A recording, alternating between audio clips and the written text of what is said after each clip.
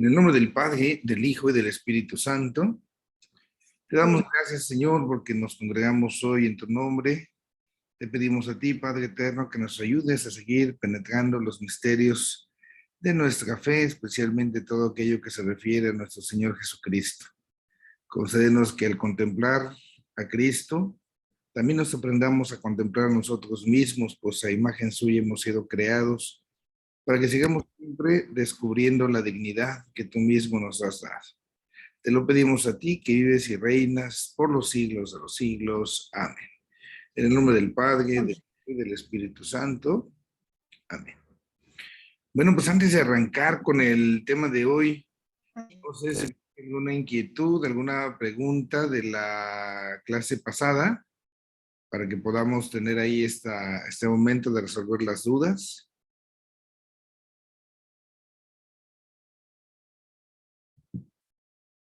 Bueno, parece que no. Vamos entonces a empezar lo que tenemos ahí en el manual, que es nuestra sesión tercera.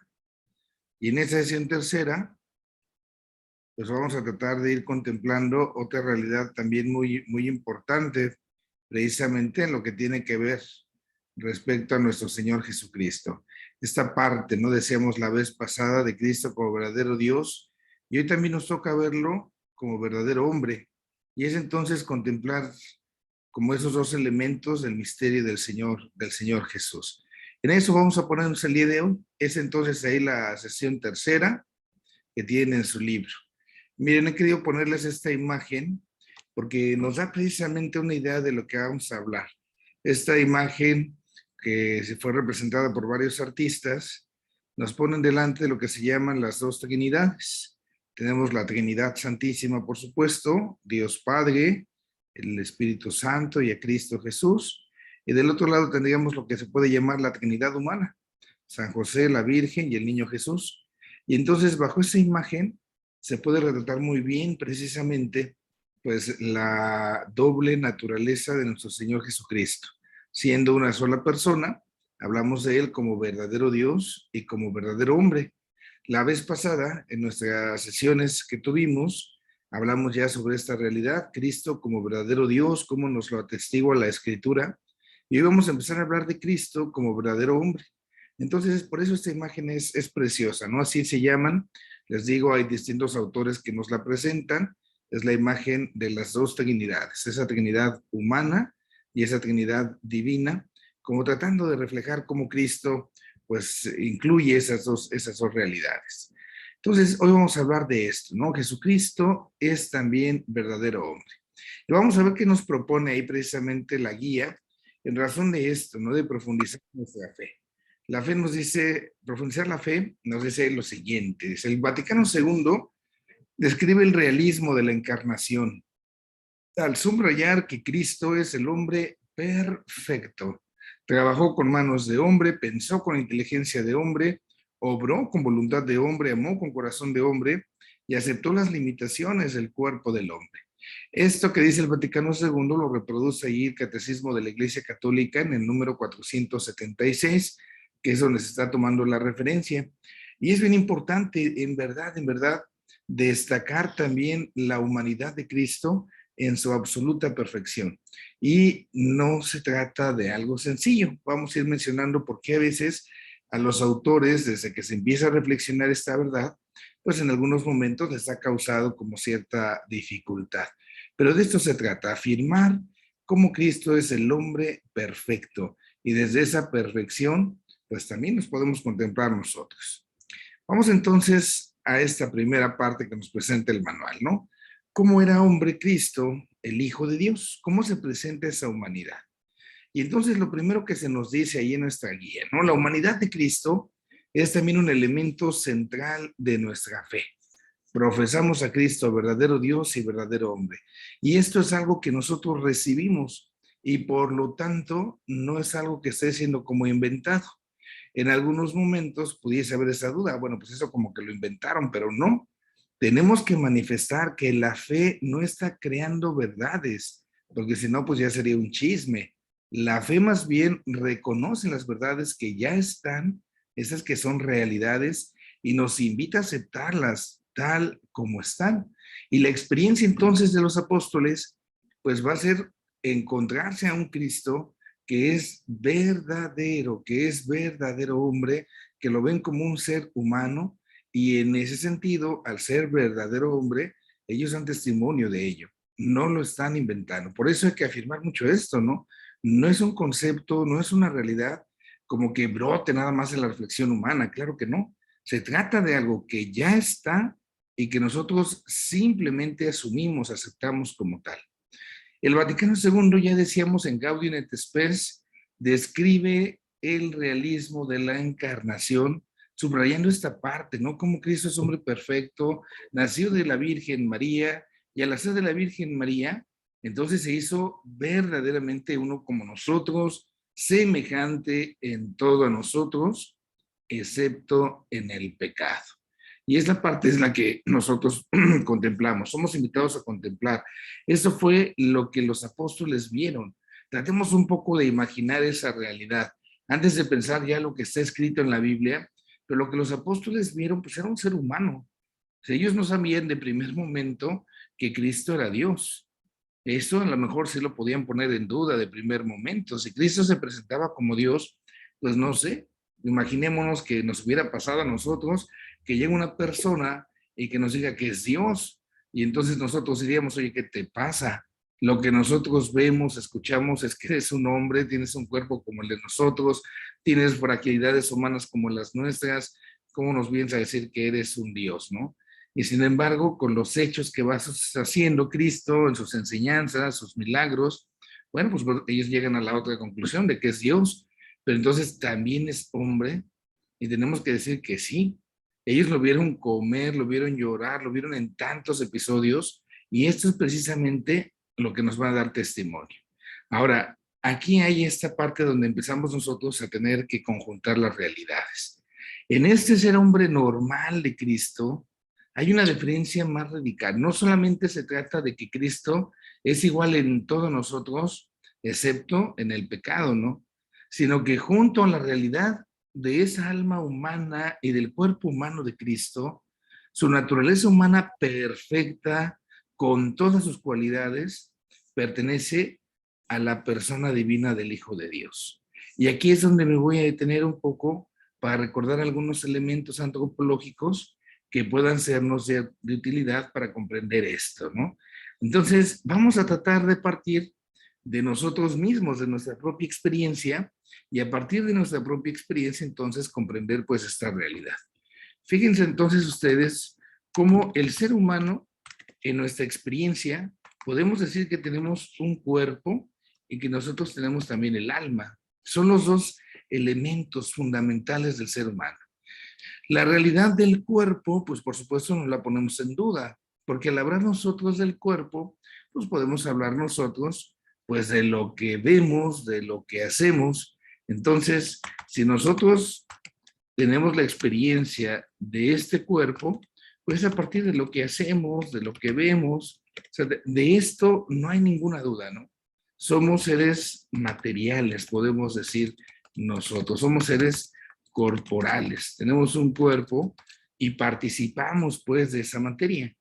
Esta materia que nosotros tenemos pues también tiene una fecha pues de caducidad. Poco a poco la naturaleza corporal, sabemos, pues se va desgastando, nos vamos haciendo viejitos, nos van dando los achaques de las edades, y después las señoras ya se parecen a Santa Elena, ¿no? Ya cuando tienen muchos años, están como Santa Elena. Me decía por ahí, ¿por qué, padre? Si Santa Elena está más buena. Le digo, no, la otra Elena, la que todo le duele y todo le truena. Truenan las rodillas, les duelen las articulaciones, todo duele, todo truena, ¿no? Ahí se va percatando uno precisamente de esta experiencia. Tenemos un cuerpo y de eso no hay ninguna duda. Pero lo interesante es en el otro elemento. ¿Cómo puedo yo hablar en ese sentido de la otra realidad, del alma? Nosotros podemos decir espiritual, ¿no? Para entenderlo ahorita en ese sentido. El alma, ¿cómo la afirmamos? Porque es aquí donde mucha gente lo niega. ¿Por qué niegan que tenemos alma? Pues se niega el alma pues porque no se ve. Hemos sido creados en este pensamiento de una corriente positivista. ¿Qué es el positivismo? Hablando en estos términos de filosofía y todo esto, pues es que solamente existe lo que se puede palpar, lo que se puede tocar, y esto pues es un error, porque hay muchas cosas que existen y que no son materiales. Por ejemplo, un pensamiento. Nosotros, los seres humanos, pensamos y sabemos que pensamos porque nos damos cuenta que pensamos. Tenemos conciencia y el pensamiento tiene una realidad entonces espiritual. No es que yo diga, me voy a sacar mi pensamiento y miren, aquí se los enseño. Claro que no. Si yo expreso mi pensamiento con palabras, bueno, pues ya lo conocieron. Pero si yo no expreso mi pensamiento, si me lo quedo guardado, ¿quién lo va a conocer? Y a lo mejor hay alguien que podrá decir, a lo mejor hay alguien que pueda decir que resulta que el pensamiento lo producen las neuronas y pum, pum, pum, o sea, que en el cerebro sucede todo un mecanismo y que es muy cierto y que es muy interesante. Pero hay otra realidad que no podemos negar. No pueden venir de las cosas materiales cosas inmateriales. Me explico. Un árbol de naranjas no va a dar nunca mandarinas. Jamás. Conserva su naturaleza. Un árbol de peras nunca nos va a dar sandías. Cada quien corresponde a su naturaleza. Entonces, por el fruto, yo puedo conocer la naturaleza de algo. Yo puedo producir cosas materiales. Entonces, ¿por qué? Porque soy materia. Pero también puedo producir cosas no materiales, espirituales, porque también tengo un espíritu. Y es ahí donde está, por ejemplo, mi pensamiento, mis sentimientos. Entonces, dado que nosotros tenemos pensamientos, podemos afirmar que tenemos un alma. Y esto es fundamental que nosotros lo podamos afirmar porque hay muchas personas que esto lo ponen en duda. Doy un paso más, afirmando cómo en el ser humano tenemos cuerpo y alma. Ahora me voy a fijar solamente en el alma, porque es aquí donde sucede algo que es para nosotros pues realmente interesante. Dentro del alma, nosotros, siguiendo la filosofía, aquí dense cuenta que no estoy hablando de religión, ¿eh? No es algo que diga algo la fe ni nada. Esto es el pensamiento filosófico de los griegos, especialmente de Aristóteles. En el alma se dice que se encuentran dos facultades. Estas dos facultades van a ser la inteligencia, y la inteligencia del ser humano es aquella que siempre anda detrás de la verdad. Y del otro lado viene la voluntad, y la voluntad siempre se orienta hacia el bien.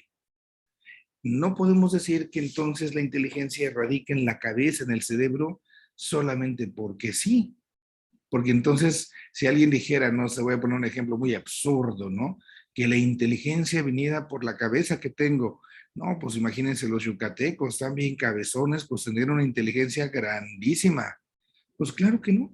Entonces, la inteligencia va más allá de mi cuerpo, va más allá de mi cuerpo. El órgano a través del cual se manifiesta mi inteligencia es sí mi cerebro, que se echa a andar, todo eso. Y entonces lo puedo expresar. Pero si en algún momento yo tuviera, no sé, una enfermedad de tipo neuronal y a lo mejor no pudiera yo expresar todo lo que pienso, pero no significa que no tenga inteligencia. Está mi inteligencia, aunque por el atrofio que pueda tener mi cerebro, no lo pueda yo expresar, manifestar. Entonces, nos damos cuenta de esto. En la inteligencia, entonces, se orienta siempre hacia la verdad y tiene que combatir contra la mentira, y la voluntad siempre se orienta hacia el bien y tiene que combatir contra la maldad.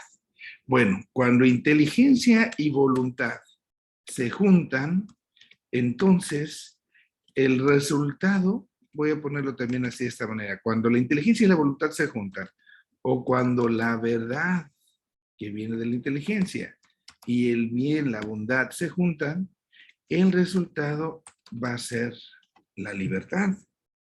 Para ser libres, realmente nosotros tenemos que decir que vivimos en la verdad y vivimos en la bondad. En el momento en el que yo dejo que la mentira entre dentro de mí o que la maldad entre dentro de mí, estoy perdiendo libertad, estoy cayendo en alguna esclavitud. Entonces, la libertad no es solamente esa capacidad de elegir de lo que se me venga la gana, porque a lo mejor yo puedo decir, yo voy, como soy libre, yo puedo elegir lo que quiera, pues me voy a elegir ponerme una buena borrachera hasta que me olvide de todo y de todos. Ya estoy bien borracho, ya estoy perdido. ¿Ahí hay libertad? Por supuesto que no, porque al rato se me hace hasta una adicción y al rato me convierto en un alcohólico. Entonces, ese vicio no es algo que me ayude a ser libre. La libertad se encamina siempre hacia la verdad y hacia el bien. No puede ser de otra manera. Y cuando se da la libertad, así como la inteligencia se orienta a la verdad y la voluntad al bien, la libertad se orienta al amor. Solamente, solamente cuando hay libertad es cuando puede haber amor. El verdadero amor, el perfecto amor. Y nuestro amor, el amor humano, claro que va a ser imperfecto, porque a veces se nos mete la mentira o a veces se nos mete la maldad. Entonces, este es el esquema, digamos nosotros, de la parte espiritual del ser humano.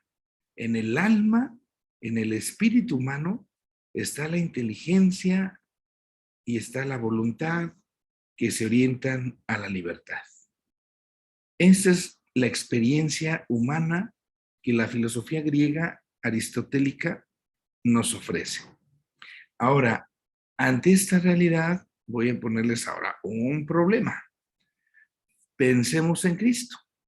Si yo digo que Cristo es un verdadero hombre, entonces como Cristo es verdadero hombre, tiene una inteligencia de carácter humano, tiene una voluntad de carácter humano, porque es verdadero hombre, y por lo tanto tiene una libertad humana. Pongo aquí la apuración. Voy a decir ahora también entonces que Cristo es verdadero Dios.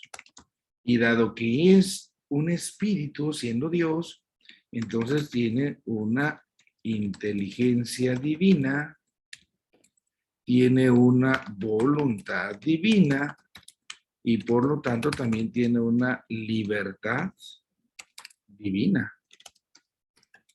Y es acá donde entonces viene como que esta situación interesante, caray. Si Cristo tiene esta doble condición, si Cristo es verdadero Dios, si Cristo es verdadero hombre, entonces ¿quién va a gobernar? ¿Va a gobernar su inteligencia humana o va a gobernar su inteligencia divina? O digámoslo de esta manera, ¿cómo piensa Cristo? ¿Piensa como Dios o piensa como hombre? ¿Cómo quiere Cristo? ¿Cómo es su voluntad? ¿Humana o divina? ¿La libertad de Cristo es humana o es divina? Y entonces parecería que hay un choque, ¿no? Porque al final y al cabo, al tener dos naturalezas, al ser verdadero Dios, al ser verdadero hombre, y entonces tener estas facultades en su alma, en su espíritu, y por lo tanto esa libertad, ¿qué es lo que va a pasar? ¿Qué es lo que va a suceder? Y entonces parecería como un choque. Vamos a tratar de poner un ejemplo. Imagínense que dentro de mí, o vamos a poner un animalito que sea un perro y un gato, que al mismo tiempo, esto es imposible, pero vamos a suponerlo, un animal que al mismo tiempo sea perro o sea gato. ¿Qué le va a ganar? ¿Va a ladrar o va a maullar? ¿Quién ganaría, no? ¿Va a actuar más como perro o más como gato? Digámoslo sin Cristo. ¿Va a actuar como Dios? ¿Va a actuar como hombre? Entonces, ¿cómo se tiene que combinar esta parte? Y es acá donde entonces viene esta realidad, ¿no? Voy a ir medio encima las letras ahorita tantito, déjenlas subo un poquito, ahí se alcanza a mirar. En este ser normal de Jesús hay una diferencia, ¿no? No solo es que no tenga pecado, sino que junto a la realidad de su alma humana, de su cuerpo humano, es decir, en su naturaleza humana perfecta, con todas sus cualidades, todo eso le pertenece a la persona divina. Entonces, ¿cómo entenderlo? Parecería como para quebrarnos la cabeza, pero la verdad es que no tanto. Porque miren, nosotros, si tenemos la experiencia de la mentira, si tenemos la experiencia de la maldad, si nuestra inteligencia no es perfecta, si nuestra voluntad humana no es perfecta, es a causa del pecado. Pero dado que Cristo es el hombre perfecto y entonces en su ser no hay pecado, su inteligencia, su voluntad, su libertad no están inclinadas al mal como la nuestra. Entonces la inteligencia humana es totalmente compatible con la inteligencia divina. Lo mismo sucederá con su voluntad, con su libertad. No va a haber realmente un conflicto, porque es tan perfecto Cristo que entonces lo que quiere como hombre lo quiere como Dios y viceversa. Su deseo es mutuo, se empalma, piensa de ambas maneras. Y eso es entonces como se va a tener esta realidad. Borro los dibujitos estos, los apuntes, y retornamos a nuestro apunte de la guía. Entonces, en ese ser normal, tenemos que afirmar esto, ¿no? Esa parte humana, su naturaleza humana, le pertenecen a la persona divina, pero no es que se confundan, no se funden, porque si se confundieran, si se fundiera la una con la otra, ya no serían ni Dios ni hombre. Yo hace 8 días les hablaba de esto, ¿no? De una mandarina y una naranja. ¿Qué sería una nueva fruta? No. En Cristo se conservan ambas realidades sin ningún conflicto, con plena distinción. No hay confusión.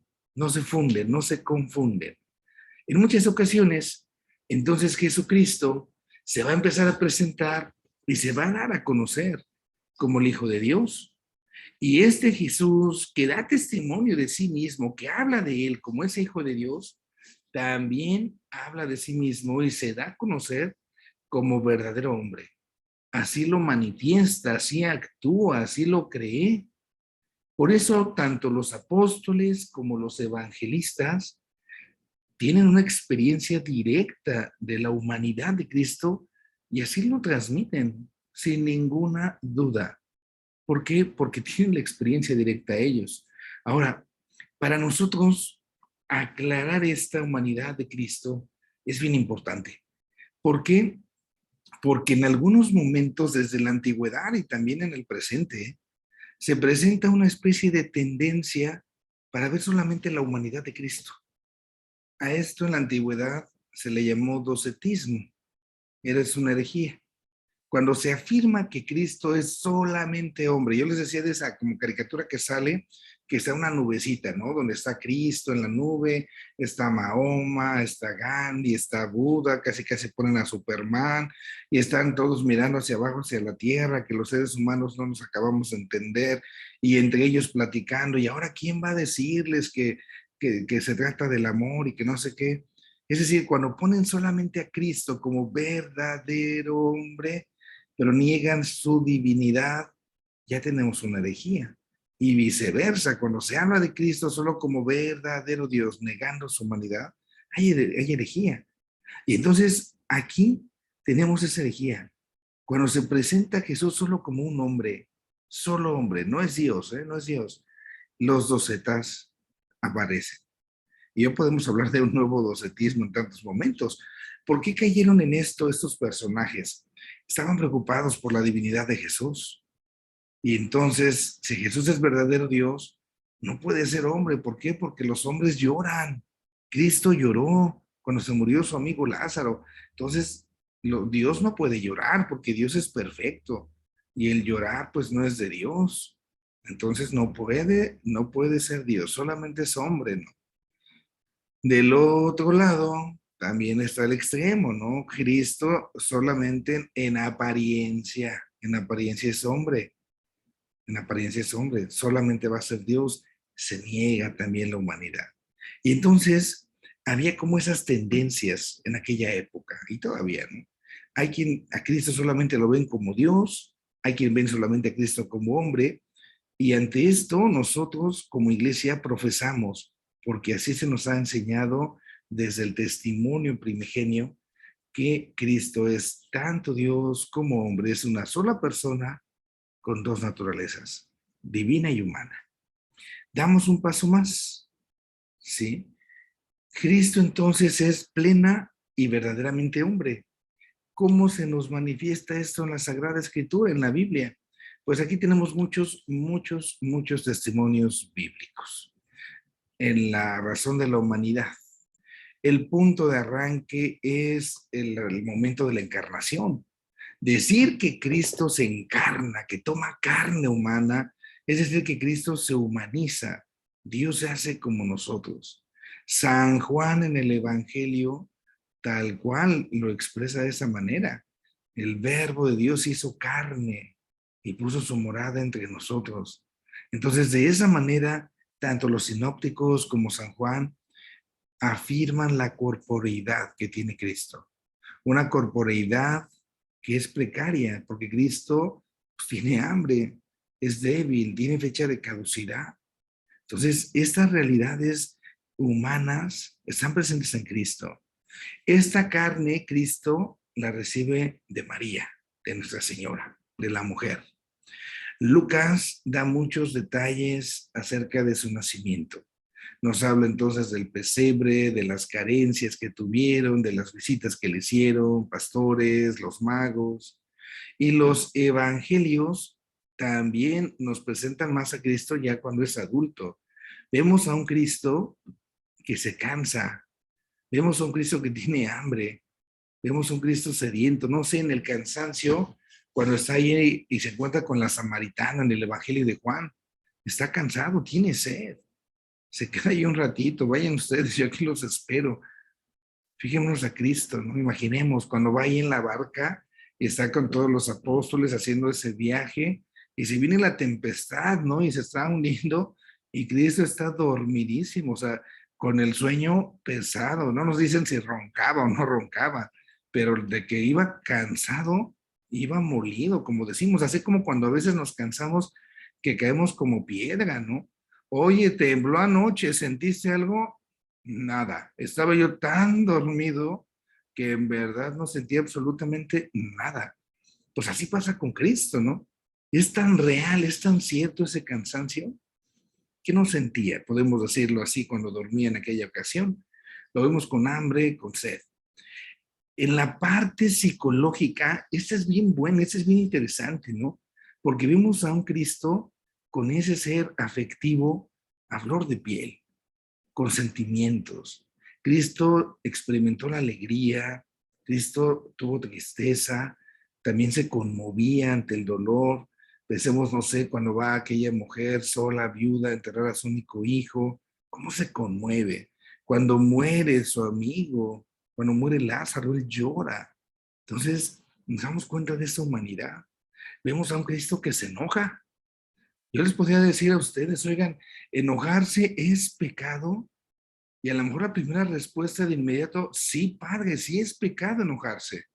¿Está mal enojarse? Sí, sí está mal enojarse. Y entonces Cristo estaba mal. Entonces Cristo que decimos que no tuvo pecado, pero vemos que se enoja y entonces llega bien indignado al templo y entonces arroja a los cambistas, ¿cometió pecado? Y entonces ya nos ponemos a pensar, ah, caray, como que entonces sí era pecador o no era pecador. ¿Qué pasó, no? Cristo se admira con lo que contempla, con lo que ve. Cristo ama. Ahora, en esta parte de los sentimientos, recuerden que sentir algo no es pecado. Padre, me sentí alegre. Qué bueno. Me sentí enojado, muy enojado. ¿Qué crees? Eso no es pecado. La definición de pecado no es el sentimiento, es el consentimiento que yo estoy haciendo. Una cosa es que me haya enojado por algo y que esté bien bravo. Y ya. ¿Qué manifiesta mi sentimiento? El sentimiento, los sentimientos que experimentamos son como un termómetro de nuestra vida, de nuestra realidad, y nos ayudan a conocernos. La bronca es cuando lo consiento, cuando estoy enojado y entonces exploto y grito y ofendo y saco mis mejores palabrotas que tengo para denigrar a alguien. Ah, ahí está el pecado. Ya lo consentí. Sentimiento y consentimiento. Son dos cosas bien distintas. Cristo se enojaba también, se indignó, así lo expresa la Biblia, ¿no? Lucas también nos presenta este hecho, ese carácter psicofísico, cuando está en Getsemaní Jesús, ¿no? Es tan grande la angustia que él experimenta que nos dice el texto que suda gruesas gotas de sangre. Científicamente eso está probado. Ustedes saben cómo nuestra piel tiene muchos poritos, ¿no? Entonces, cuando está el sudor, por ejemplo, que sale lo que pasa de manera diminuta, nuestra piel con el calor se expande como cualquier materia y se nos abren los poros y entonces es ahí cuando va saliendo el sudor. Cuando llega esta angustia tan extrema, eso sucede y se van como reventando los pequeños vasitos de sangre, digámoslo así, y por eso se sangra, se tiene estas gotas como de sangre, así nos lo presenta el Evangelio. En la agonía, Cristo en la cruz, la última palabra, de las últimas palabras que le escuchamos al Señor donde se muestra su humanidad es esta: tengo sed, tengo sed. Nos damos cuenta entonces cómo la Escritura nos presenta esa humanidad de Cristo. Damos un pasito más, ¿no? En la resurrección, en la resurrección, aquí también entonces se expresa esta realidad, ¿sí?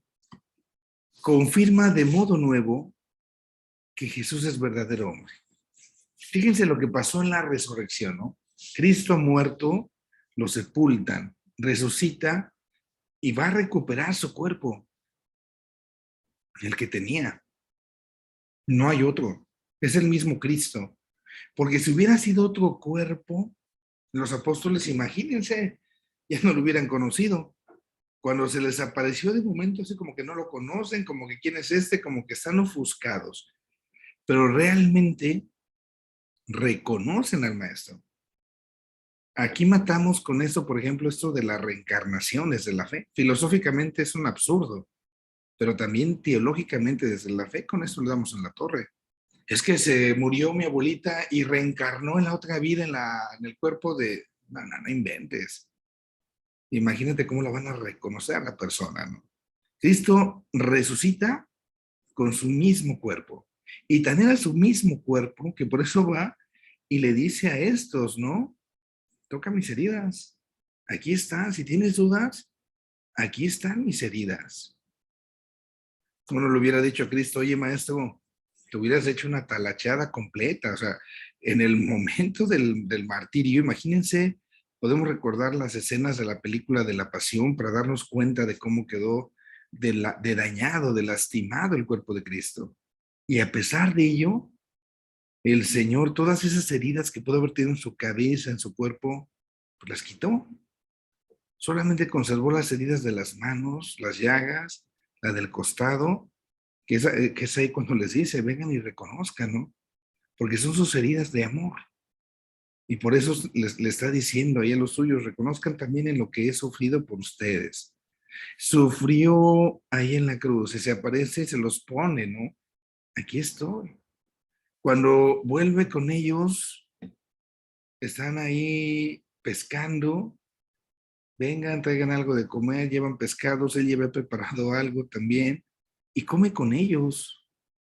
Lo pueden tocar, se dan cuenta que come, entonces tiene un verdadero cuerpo de hombre. Pero también aquí hay una particularidad. Aunque era totalmente material su cuerpo y era el mismo cuerpo humano que tenía, entonces dice la Biblia que todos los apóstoles están con miedo, están encerrados. Y ahí donde están encerrados, ¡pum! Cristo llega. Y entonces, ¿cómo le hizo? Si está todo cerrado, ¿cómo le hizo para entrar? Si atravesó la pared, pues entonces una cosa material con otra material no se pueden atravesar. Tenía que ser como un fantasma. Pero dado que lo podían agarrar, lo podían ver, comió con ellos, entonces, pues tampoco podemos decir que era un fantasma. Y a esta nueva condición se le llama el cuerpo glorioso. El cuerpo glorioso cuando resucitemos. Algún día vamos a resucitar y nuestro cuerpo estará con nosotros y será como el de Cristo, un cuerpo glorioso, resucitar. ¿Cómo es eso, Padre? No tenemos experiencia. pero lo sabemos porque eso nos lo reportan los apóstoles, los evangelistas. Ese es el proceso de la resurrección. Cómo Cristo sufre, muere en la cruz y resucita. Vuelve a tener la vida en ese cuerpo, ¿no? Y queda un cuerpo verdaderamente humano, pero al mismo tiempo glorificado. Y es así como se va a los cielos. Y algún día esperamos así que suceda con nosotros. Por eso, con tanta devoción y respeto, nosotros tratamos al cuerpo cuando sepulta. ¿Por qué? Porque entonces algún día sabemos que va a resucitar. Padre, pero lo cremaron, padre, ya tiene como muchísimos siglos que se murió. ¿Cómo va a ser posible que el polvo, Dios es omnipotente, Dios es el Todopoderoso? Así como del polvo nos crió, también del polvo habrá de resucitar nuestro cuerpo. Y nos damos cuenta entonces de esta humanidad, cómo nos la muestran las Escrituras. Y viene un tercer elemento ahí en la guía. Estas palabras que manifiesta Poncio Pilato, ¿no? Ecce homo, se dice en latín, aquí tenéis al hombre, aquí está el hombre. Cuando Pilato presenta a Cristo delante de la multitud, quizás, por supuesto, sin pretenderlo, pero Pilato nos da cuenta de esta verdad de la fe. En cierto sentido se encierra toda esa verdad de Cristo, verdadero hombre, que estaba siendo víctima de aquella injusticia.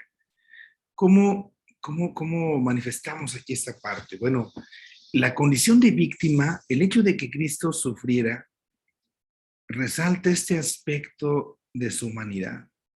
Siendo de condición divina, este es un texto de Pablo los Filipenses, se despoja a sí mismo de esa condición divina y toma la condición de siervo. Ojo, se hace semejante a los hombres, aparece en su porte como hombre, se humilla a sí mismo, obedece hasta la muerte y una muerte de cruz. Pero ojo con esto, se despojó de sí mismo no significa en ningún modo que dejó de ser Dios, porque aquí lo dice, siendo de condición divina, asume entonces la naturaleza humana. ¿De qué se está despojando, digamos así? De sus prerrogativas, las prerrogativas que le correspondían por ser verdadero Dios. Esa humillación que Cristo asume en sí mismo es donde entonces se abaja totalmente. Es una renuncia voluntaria donde Él se hace siervo. Esto, vamos a poner aquí una nota que nos puede ayudar aquí a comprender un poquito más esta realidad. Este abajamiento es lo que se llama la kenosis en el griego. Ajá. Es el abajamiento, es la humillación. Se dice aquí que estamos ante un movimiento kenótico de Cristo. El movimiento kenótico es entonces cuando Cristo, en su propia libertad, así actúa, así lo hace, por su propia libertad. No hay nadie que lo esté obligando, nadie que le esté poniendo eso. Es interesante y desde aquí lo podemos comprender. Yo les he hablado precisamente de esta palabra, de la humillación. La humillación bien entendida entonces nos va a hacer referencia a ese movimiento de humildad que hace referencia a la palabra humus, que en el hebreo, ¿se acuerdan que les había dicho que tiene la connotación de ser tierra, de ser polvo? Esa tierra y ese polvo fecundo, ¿no? Un polvo fecundo, de donde se da la vida. Y de este polvo, entonces, nosotros estamos hechos.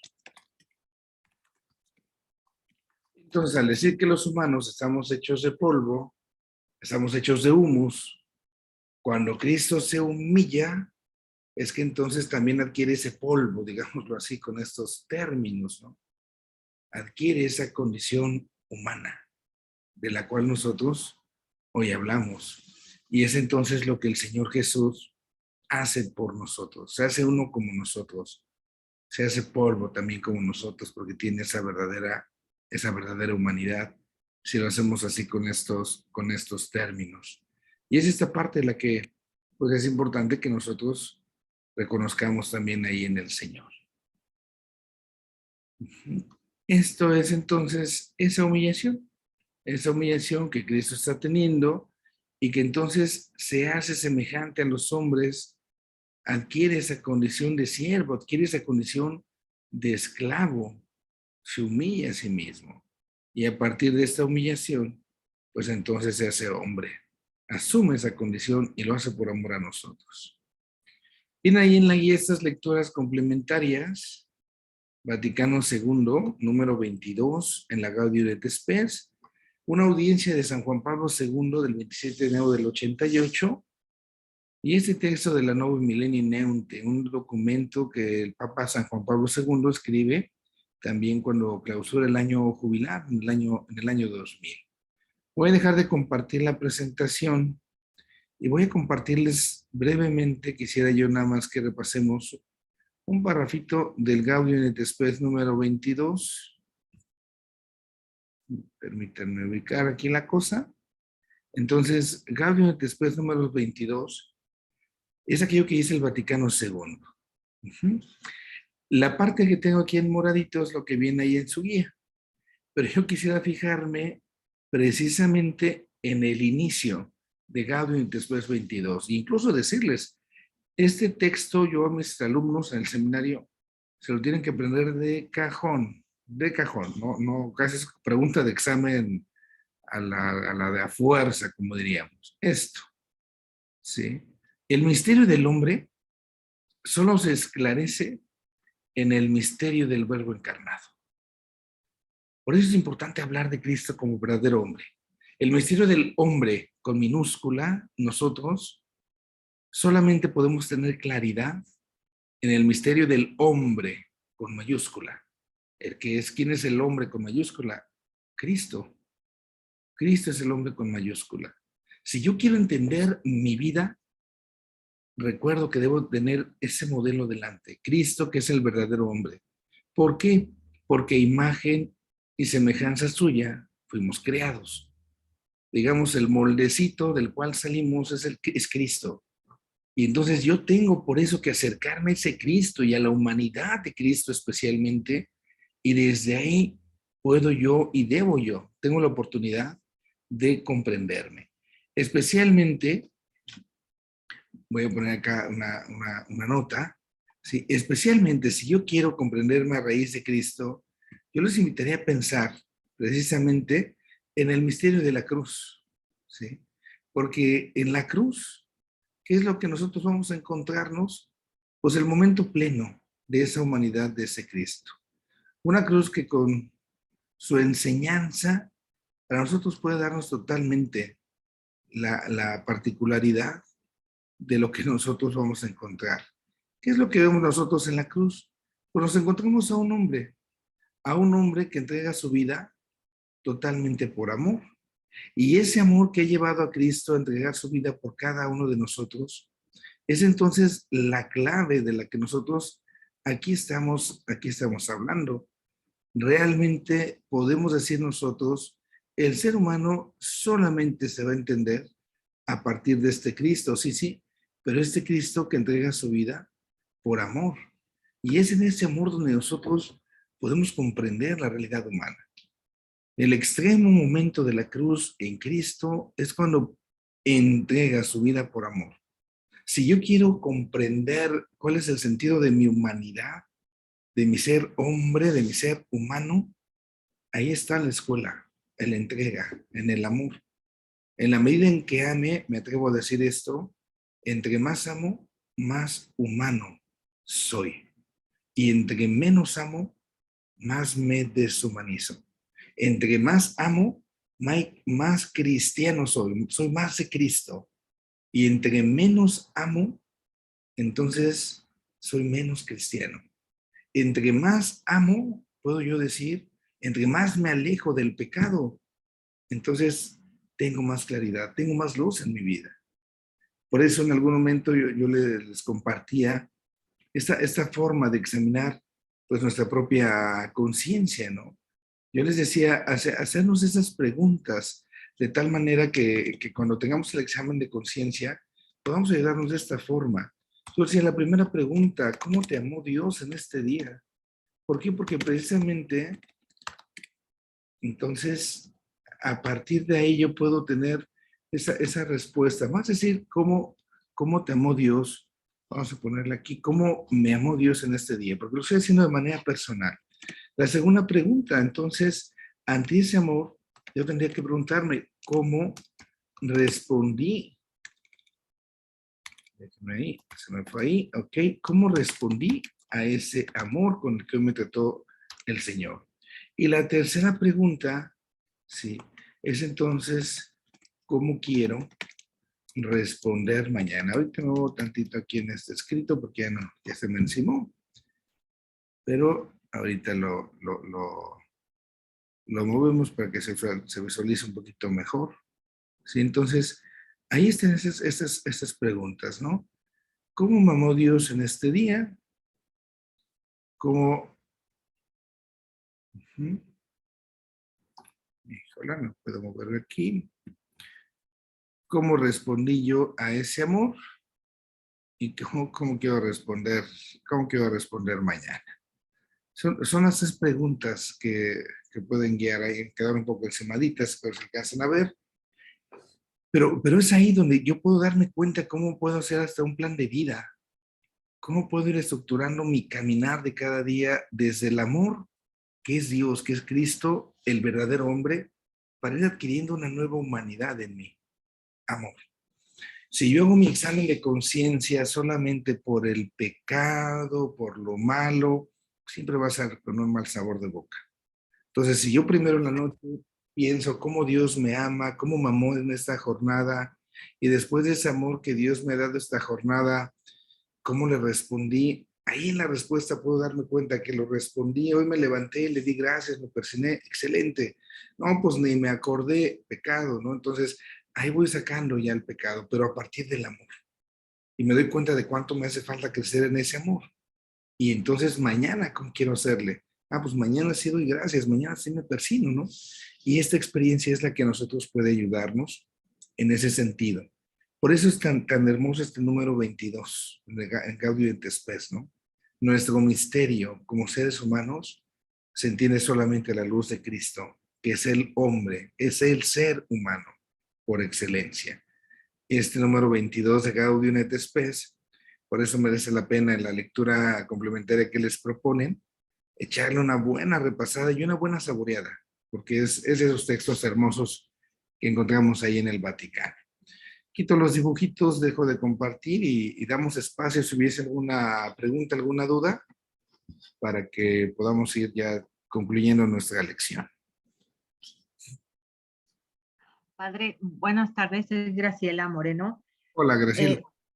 Gracias. Usted ya me había hecho el favor de explicar, nada más que, bueno, pues ya sabes. A ver, yo le hice una pregunta un día. Dios se hizo hombre por elección propia, pero entonces ya usted me explicó exactamente cómo es que él se hace hombre. ¿Sí? ¿Se acuerda de eso? No sé, diga la verdad, tantas clases y tantos alumnos que no sé. ¿Usted cree que me podría volver a ayudar a refrescarme esa situación? No recuerdo exactamente la pregunta, pero vamos a plantearla y tratar de dar la respuesta, ¿no? Sí, sí. Sí, la pregunta tal cual fue. ¿El padre mandó al hijo o el hijo quiso venir por nosotros? Esa fue exactamente la pregunta. Podemos decir que en esa unidad que hay en la Trinidad, al ser el mismo Dios, aunque son tres personas, el querer de uno es el querer del otro. Hay tanta simbiosis, digámoslo así, nuestra limitación humana, que la voluntad de uno es la voluntad del otro. No sé, entre más simbiosis, entre más unión hay entre ustedes, los que están casados con su pareja, lo que quiere uno lo quiere el otro. Pensemos en el hijo. Tengo mi hijo y entonces quiero lo mejor para él, la esposa, el esposo, pues coinciden en ello. Y están tan unidos que van a tomar la misma decisión. O sea, a lo mejor para el hijo es esto. ¿Estás de acuerdo? Sí, sí. Entonces, es ahí cuando se puede decir que está tan unida esa voluntad. Y entonces corresponde, digamos así, en esa parte, la misma decisión. Cristo sale porque el Padre lo quiere, pero también Cristo quiere lo que quiere el Padre. Y también Cristo se da cuenta de esa realidad, ¿no? Por ahí podemos responder esa partecita. Muchas gracias, padre. Ok. ¿Alguien más tuviese alguna duda?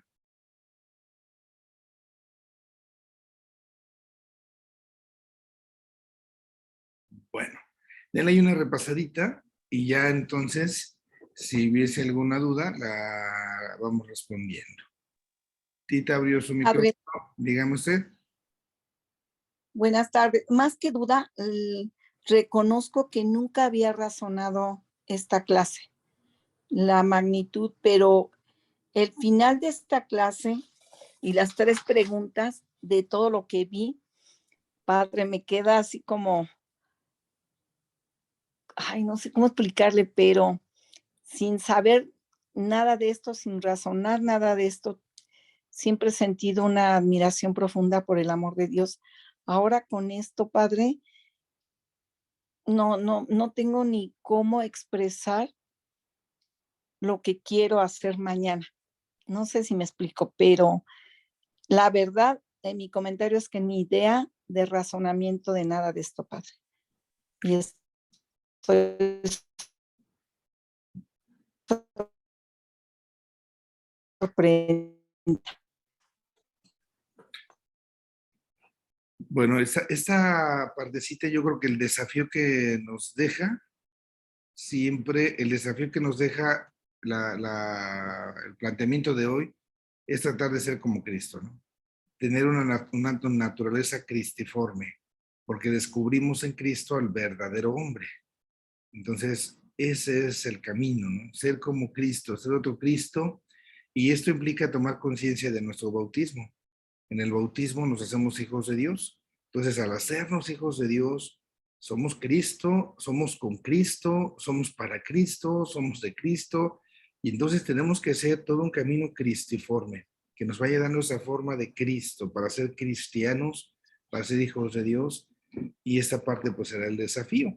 Y yo creo que pues la mejor manera es tratar de acercarnos más siempre al Señor, aprender de Él desde su propia humanidad, para también ir descubriendo la nuestra, ¿no?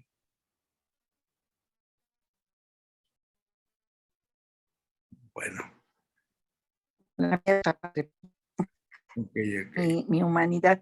Y la otra, el otro comentario eh, de lo que dice que hay cosas que no se ven, pero existen. No se ve que respiro, pero existe que respiro, de la fe y todo eso.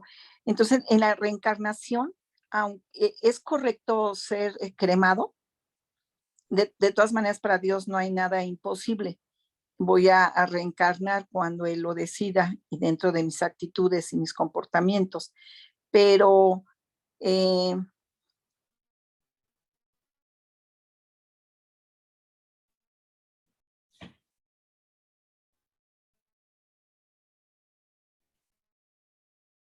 No sé si me alcanzan. a mis hijos, cuando Dios decida, ¿usted me escucha? Tengo yo un poco de problemas, pero te gato. Conocer a mis hijos. No sé si usted me escucha, pero yo voy a reconocer a mis hijos y mis hijos a mí, yo a mis padres. Ok, apagué mi video a ver si me alcanzan a escuchar porque hoy estoy en otro lugar y la señal no es tan buena. Medio alcancé a captar su pregunta, creo que son en dos sentidos para que lo podamos ahí atender. La primera parte, hay que ser muy cuidadosos con el término porque usted está ahí confundiendo un poquillo. El término no es reencarnar, es resucitar. Si yo hablo de reencarnación, ahí entonces estaría cometiendo el error porque estaría yo diciendo que voy a reencarnar, pues como luego lo creen algunas personas, voy a reencarnar en un animal, si me porté muy mal, o voy a reencarnar en no sé quién de otra época, y es que esta es mi vida nueva que ya tengo, porque antes tenía otra. Entonces, hay que ser muy, muy, muy cuidadosos con esta palabra. No, no es reencarnación, el término es la resurrección. ¿Qué implica resucitar? Resucitar implica que vamos a tener nuestro propio cuerpo, el mismo, no, porque si nosotros tuviésemos otro cuerpo, dejaríamos de ser quienes somos. Ya no habría una identidad. Esa parte, pues es de la misma filosofía. De cuando se habla de la persona, dado que la persona es cuerpo y alma y es un solo conjunto, si yo tuviera otro cuerpo, entonces ya no sería quien soy, perdería yo mi identidad. Por ahí un poquito así de manera breve, pero sí tener mucha, mucha prudencia es resucitar, no reencarnar. La otra parte de que si nos vamos a reconocer cuando estemos allá, pues es una duda que no podemos responder aquí desde este mundo porque no tenemos nosotros la experiencia. Nosotros podríamos intuir, ¿verdad? Sin que sea una afirmación, así tómenmelo por favor. Claro que sí nos vamos a reconocer. Nos vamos a reconocer a partir del amor. ¿Cómo me va a reconocer? No sé, si yo tengo a lo mejor mi abuelita que se murió cuando yo era muy pequeño, entonces ella me vio de niño, de pequeño, pero ¿cómo me va a reconocer si yo me muero ya de viejo? Ella ya no me conoció viejo. Entonces, esa parte es donde nos van a quedar a nosotros muchas inquietudes, muchas dudas en la parte de lo físico. Pero ¿por qué afirmamos que sí se puede reconocer? Porque pasó con Cristo. Lo vieron, lo reconocieron. En algún momento así como que está la duda, pero es el maestro, ¿no? Los discípulos de Maús, con razón nuestro corazón ardía cuando caminábamos con él. Caray, lo conocían, habían vivido 3 años con él. Y entonces parecería que los ojos, cuando la Biblia dice que los ojos están velados, que no se dieron cuenta con quién iban, pues ¿cómo no te vas a dar cuenta, no? Lo van escuchando, pero como que no se despegan. Entonces, parecería, es una intuición de que es en el corazón, en el amor. ¿Cómo será esto? Pues es una respuesta que esperemos algún día nos la podamos compartir cuando estemos por aquellos rumbos, si Dios nos concede y le echamos ganas acá, pero no habría como algo que pudiésemos afirmar. No sé si le dé respuesta a las dos inquietudes que alcancé a percatarme, Tita.